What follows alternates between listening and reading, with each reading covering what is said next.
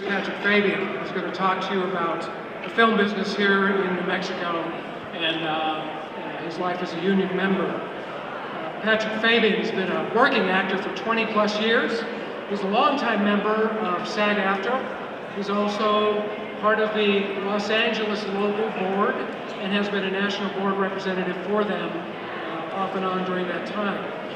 You will recognize Patrick from his role in Better Call Saul as Harry Hamlin, a member of the Hamlin attorney. He's a Hamlin attorney with Hamlin and McGill.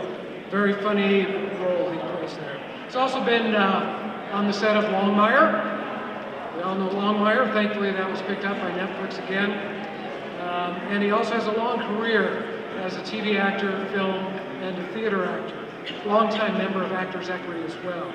He's been on NCIS, Will and Grace, Castle, Scandal, and he had the lead recently in The Last Exorcism, lead role in that, a small $1.3 million film that has garnered $70 million worldwide.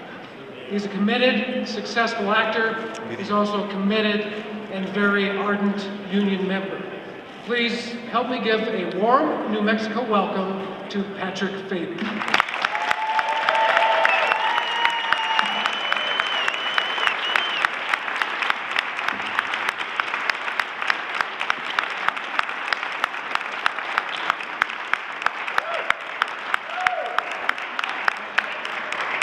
Well, thank you.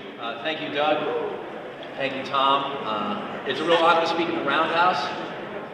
And to be honest with you, I'm a little nervous now. And as my wife told me this morning, she goes, "You have nothing to be nervous about. You're amongst friends." And that is exactly the way I feel about being here in New Mexico. My first thing I want to do is say, I know who stood here last year.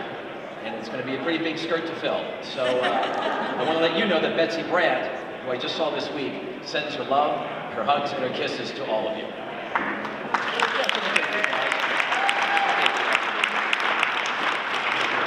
As Tom mentioned, I am Howard Hamlin. I'm Better Call Saul. We just wrapped season 2, and season 2 will be premiering a week from today. Yeah. So even if you don't watch the Grammys, make sure you DVR Better Call Saul.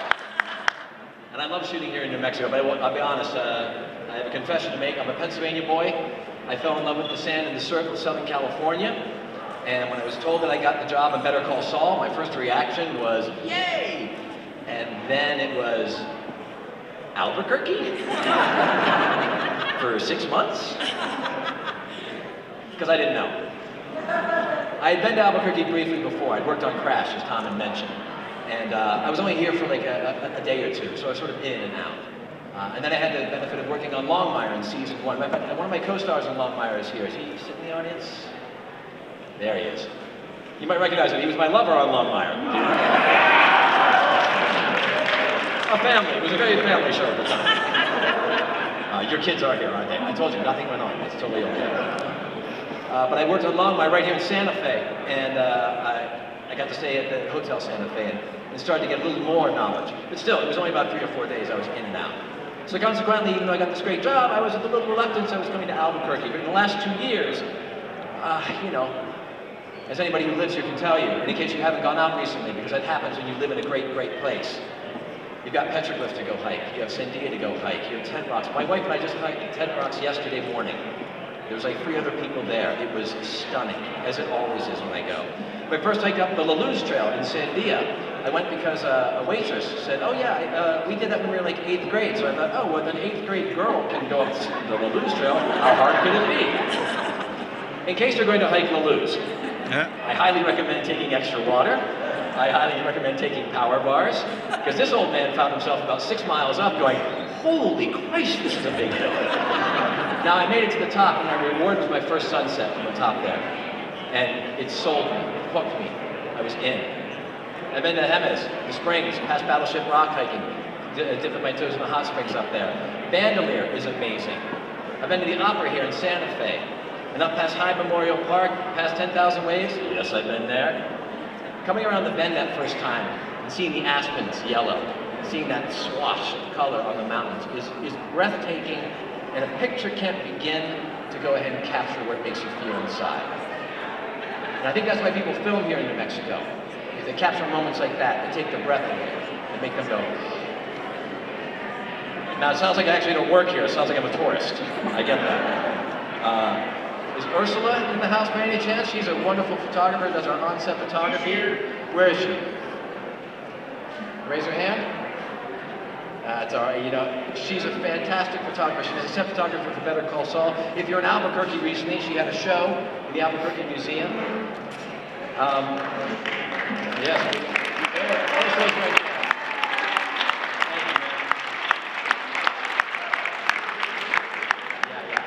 Fantastic photographer, you know, and she can attest to the fact that I have the sweetest spot on the call sheet, right, Ursula? Number 5 is a pretty sweet sheet. Because I'll come in and she'll say, hey, Malibu Ken, did you decide to show up for work today? Because I got a lot of time off, and so I got to go ahead and see a lot of New Mexico and its beauty. And to be honest with you, I was one of those guys who never saw Breaking Bad. I know. And the reason is, I'll do what any good husband will do. I'm going to blame my wife. The reason is, my wife was pregnant with our first child, about 8 months. And we sit down to watch the pilot, Breaking Bad, and we finish watching the pilot, and my wife turns to me and she goes, yeah, I'm not on board with this right now. I understood. Miracle of life inside of her, not exactly the thing. So we missed the first season or 2. Then we have a second kid. We missed the 3rd, 4th, and 5th season. We got really good at Clifford the Big Red Dog. We can tell you anything about that. But then I get the job, so I immediately binge watch Breaking Bad. So I come to it late, like a lot of people have, because of binging. And I'm blown away. I eat it in about a weekend. And then I come to Albuquerque and I meet Jonathan Banks for the first time. I'm in Q Studios. We're there for the pilot of Better Call Saul. And I just watched the show, and I hope I'm not doing any spoilers here, but I walk up to Jonathan and I go, Jonathan, they shot Mike. And he turns to me and he goes, I know. Worst day of my life. And in that moment, a friendship is formed. In that moment, family is happening. Because on set, as anybody can tell you, anybody who works on front or behind the camera, it is a family. This is a family that knows that Friday night is actually Saturday morning, that knows that Monday morning is actually Sunday night. They work long, hard work hours. They want safe working conditions, they want fair wages, and we become a family as we create this thing. Anybody who's worked on a set knows it's trying to catch mercury. You're getting all these things going. All the departments are trying to get things together, and then all of a sudden you see the magic at the end. You see it built and constructed. And it doesn't work unless everybody is there to do their job. If every union job is not there being filled and being fulfilled, it breaks down. So when it happens, and you get magic like Breaking Bad, that's because of a unionized workforce. When it continues, when you get it on Better Call Saul, that's because of a unionized workforce. Now, as a family, when you work together, you know, when I was on set, I mentioned green chili chicken. The next day, somebody brought me a recipe. The day after that, somebody actually brought me some green chili chicken stew from their mother. That's how the ties run deep. And then also locally, the businesses of New Mexico that have embraced production, embraced me personally. Is Pia Hosick here? Here she is. She runs Hertz down in Albuquerque. She makes sure I have a car every time I come. And I call sometimes the day before. And then I leave before I say I was gonna. And she never, ever does anything but say, how can I help you? She was the first smile I saw in New Mexico. She set the bar really high. I stayed at the Hilton in Albuquerque and Uptown. And Julie Taylor, who's not here because she's working hard today as well, she takes care of me and my ever-changing schedule. Because the town of Albuquerque, the town of Santa Fe, the state of New Mexico is very accommodating to the ever-changing schedules that production provides. Now when I come here, like everybody from out of state, I spend money. I pay New Mexican taxes, and I spend money at the car rental place, at the hotel, at the restaurants. I buy souvenirs. This is a belt I bought at Hilson's on Central in Albuquerque.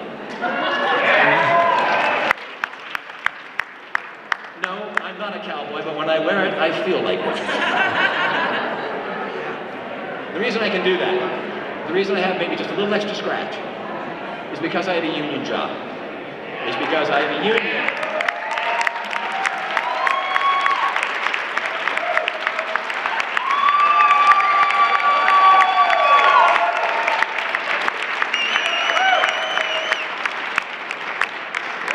Everything in my life can be stamped union.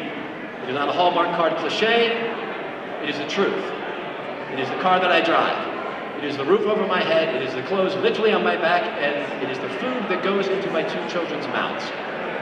I would not have a career, I would not have a life, I would not be standing here if it wasn't for a union that negotiated fair wages, safe working conditions for me. Not king's wages, fair wages, for hard, long hours. And that kind of money helps build a middle class. That kind of money helps become the backbone of a vibrant economic system. Right here in New Mexico, that kind of extra money doesn't just pay for the people in their immediate families, it spills over. It spills over into Hertz. It spills over into the Hilton. It spills over into the Dry King. It spills over into the coffee shop that just started up from your friend who went to U of M, right? So it's disheartening to hear that there's a possibility of right to work for less legislation being considered this time in the session.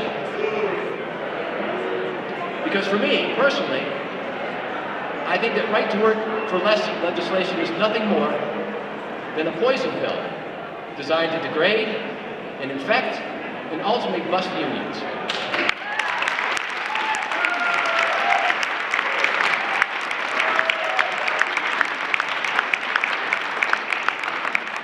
And of course, as I just told you, everything in my life is stamped union. I kind of don't like that. Now they're selling it as workers' rights. They'll sell it as individualism. They will wrap it in a flag and patriotism and make you think that somehow you're not helping out your fellow man. But I think like anything, and I'm not talking, I don't have to have a political science degree. Follow the money where this all comes from. Follow the initiative. Right to work for less legislation benefits the few, not the many. All you have to do is check out some other ones. Just go on Google, read the newspaper. Right to work for less Mississippi, highest unemployment in the United States of America. Oklahoma's had it since 2001. They've had about 15 years on the books. You can watch the graphs as they go up and down. The promises that were made in the beginning have not been kept. The good news is that right here in New Mexico, you have vibrant production. Right here in New Mexico, you have tax incentives that have already attracted world-class entertainment to come here and fill the ranks and fill the cities with dollars. I love working here. I love working here because it's a skilled, unionized state. Right now, and this is just off the top of my head from talking to people here, there's Better Call Saul. We're hopefully going to season 3, 4, 5, 6, 7, 8, 9, 10.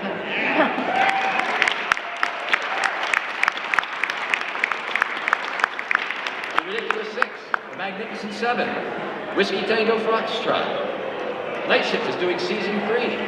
Preacher is starting season 1. I know Manhattan just closed, but it wrapped up 2 seasons. And I know something's going to replace that. Independence Day 2 took over Albuquerque for 6 months. That is a lot of money coming in there. And what it is doing is making New Mexico a world-class destination, a top-tier destination for entertainment. And entertainment spends money. Hard-earned dollars that come right into your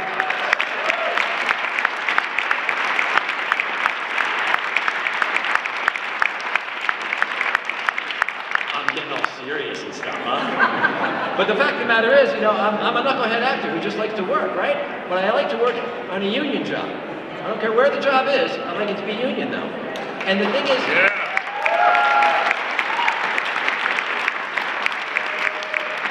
I don't fault the corporations. I truly don't. Because by its nature, a corporation is sort of faceless and mindless and sort of weirdly unaccountable. It is only striving for the bottom line. It does not take the human cost really as its priority. But I believe that if you sign or entertain the idea of right to work for less in this state, you will be beginning to sign yourself on a race to the bottom. Oh, that's all right. No, that's good. I mean, here's what I think. I think the good news is also that you have a legislature that is not faceless, that is not mindless. That is literally the embodiment of the spirit of New Mexico. That is literally the embodiment that has been elected to take care of and protect the workers of New Mexico. That is what they should be doing. And so therefore, talk to them. Encourage them. They may not know. They may be blinded by other things that we have no knowledge. So help educate them. It's not an anger thing. It's an educational thing. It's a reminder. Point to the other states. Show me the facts where it's been so blossoming and so good for the bottom line. Because the facts that I've looked at and the numbers I've seen show that it's hollowing out the middle class. The very middle class is the backbone of any good economy in any state across this nation.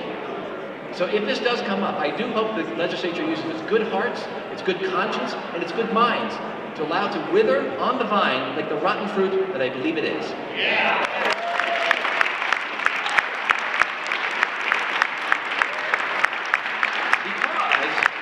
are already good and they can get better. Nick, who runs the New Mexico Film Office, tells me there's more employment last year than ever before on the books. Now, why is that? I would suggest it's because there's tax incentives. I would suggest because it's business friendly to the entertainment industry. So let's keep it that way. Let's keep this a nice unionized state, a nice growing economy, because I love working here. I would love nothing more than to just go ahead and be an old man getting a guest star in whatever shooting here in about 30 years. I'd come down off my ranch, I'd work 3 days, and I'd talk to the girl in makeup and say, remember when we used to do Better Call Saul? And the young kids down the other end of the makeup trailer would be like, what's that old man talking about? I look forward to that. I have a beautiful, great life, and I want to thank you very much for it. Thanks very much.